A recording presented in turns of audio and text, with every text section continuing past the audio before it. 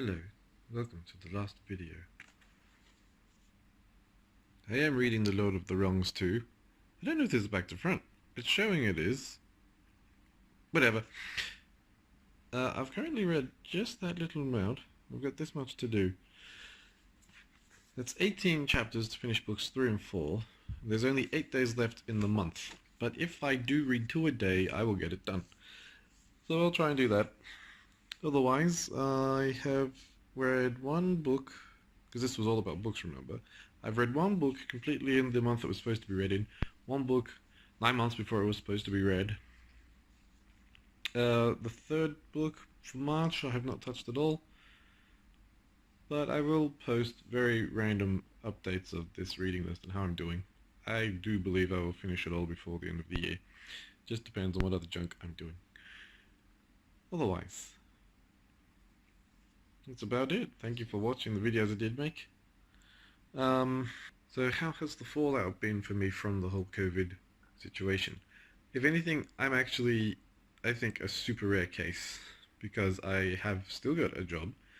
I am getting more money because of the government handout than I would normally make, and I have actually managed to not just maintain but lose weight because I started doing weights, which is just simple weights every second day is all I've done. And then I've always watched what I eat. Like, if it's late at night, don't eat rich food because you're not going to use that energy. If you do eat those things, do it at the start of the day before you're going to use the energy. Simple things like that. If you're hungry at night, just eat some piece of bread. I don't know, shut your stomach up and your taste buds won't tell you what tastes like a good thing to eat. So I've got more money, and I'm fitter, shapelier, although I don't know if this is any better. How's that? Anyone can look naturally beautiful like me if they just suck in their throat. So now that doesn't really matter. That's just how I am at the end of this thing. I'm pretty sure I got 10 videos. That's 2.5 months. So if you go back and watch the first 2 videos, you're going to see where I was book-wise, and the whole panic and worry about COVID had just started, and now it seems it's nowhere near finished. I know that. But we have a better understanding of our position and where we can stand and where we can expect to go forward from, and I'm actually sitting pretty damn pretty, so I know what a lucky son of a bitch I am. Otherwise, I will make very, very random updates later on, and it will be purely about the books and the progress. But currently, Aragorn,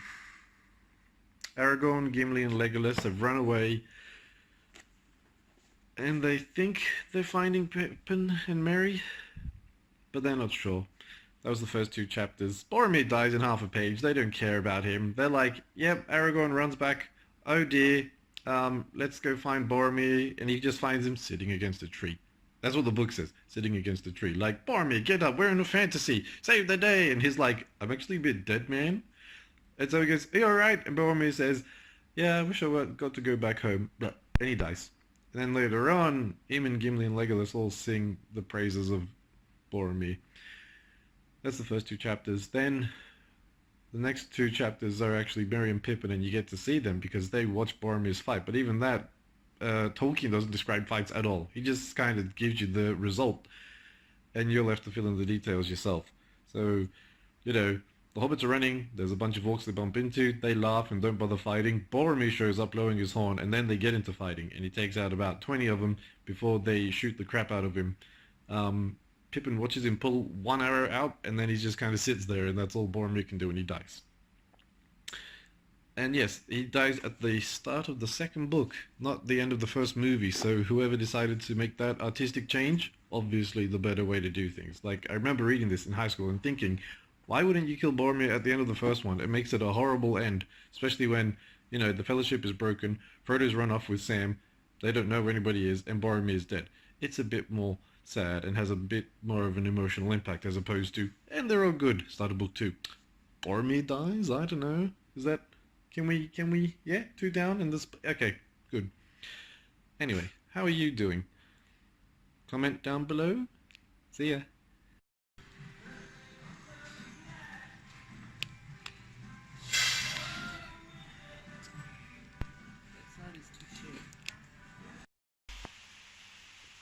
I didn't really think it was appropriate to say goodbye and not actually give a final rundown of my books and how they were doing.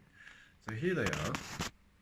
It's taken this long to actually get a copy of all 12 books I'm going to read this year, most definitely. Oh, that's reflection. With a few stand-ins. Anyway, how has it gone? Lord of the Rings 1. This was great. It took forever. I was in... oh, that horrible place. South Australia reading this. Took a while. I got the first book done and then finished it later on. But that was January. Done. Very good. Three Body Problem.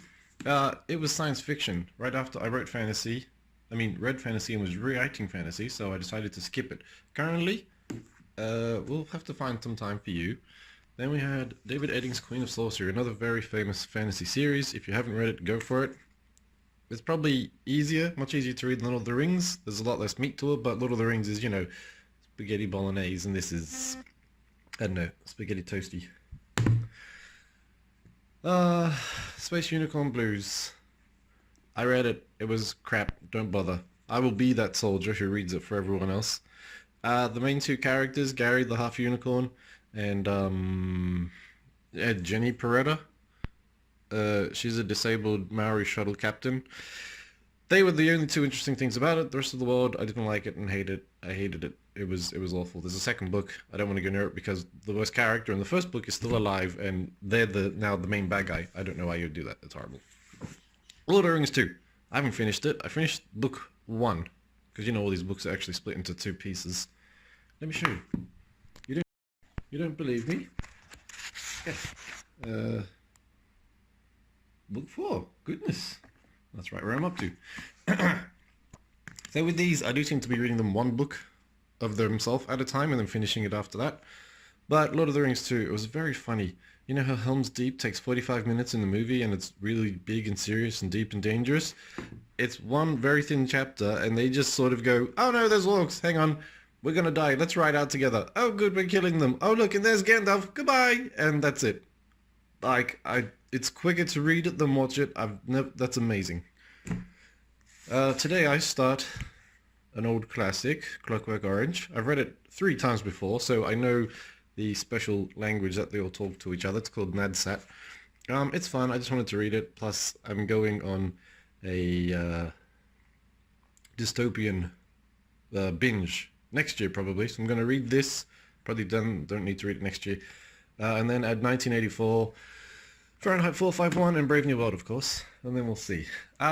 This is a stand-in book. It's supposed to be Pride and Prejudice, but we don't have that.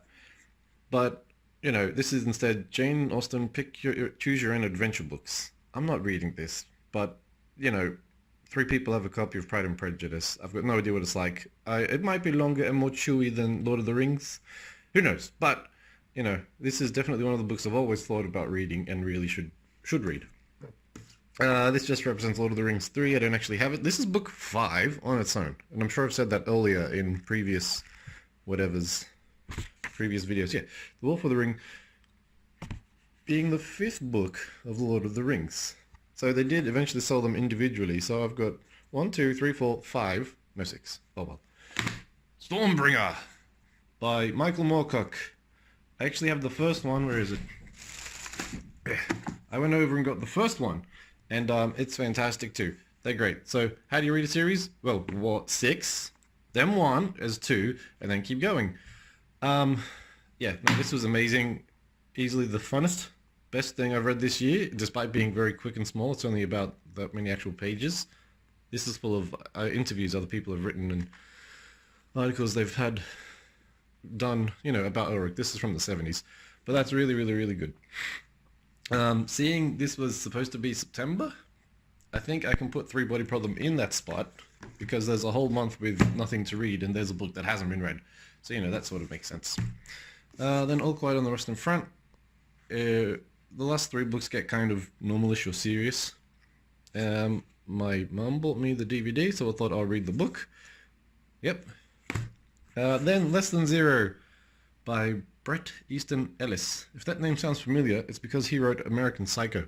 I didn't realize that until I was looking up American Psycho, and you cannot buy it in the state of Queensland in Australia. And if you see it in like a bookshop like Kinokuniya, they actually have it in plastic wrap because it's so dangerous to read. I don't know. And then last for December we have Red Harvest by Dashiell Hammett, which is your old detective sort of stuff. You can picture Humphrey Bogart in it, why not? When these are written good, they're really entertaining. When they're bad, they're just very, very generic. But I'm looking forward to this one. We watched the not the Millennium Falcon, the Maltese Falcon recently, which was very good. And last year I read The Spy Who Came In From the Cold, which I really, really enjoyed. I've never been so happy reading a book all the way up until it actually ended, and then been so flat and deflated. Within less than 5 minutes, I mean, I was on the train, I was reading it, and then I finished the book. I closed it, I put it next to me, and I didn't say anything for another 15 minutes until I got off the train. It was fantastic. It was horrible, it was fantastic. So anyway, that's how my books are going. Once again, if I don't read every single one of them by the end of the year, I will give you any of those books that you want. And seeing 3 of them aren't actually my books, I really have to get on to read them. But post a comment down below, say which book you want. My sister already said she wants all of them, so I'll let you pick out of the 12 because any unpicked ones she can have. That's fine. Otherwise, suggest me books to read that you've liked or that have had a good impact on your life.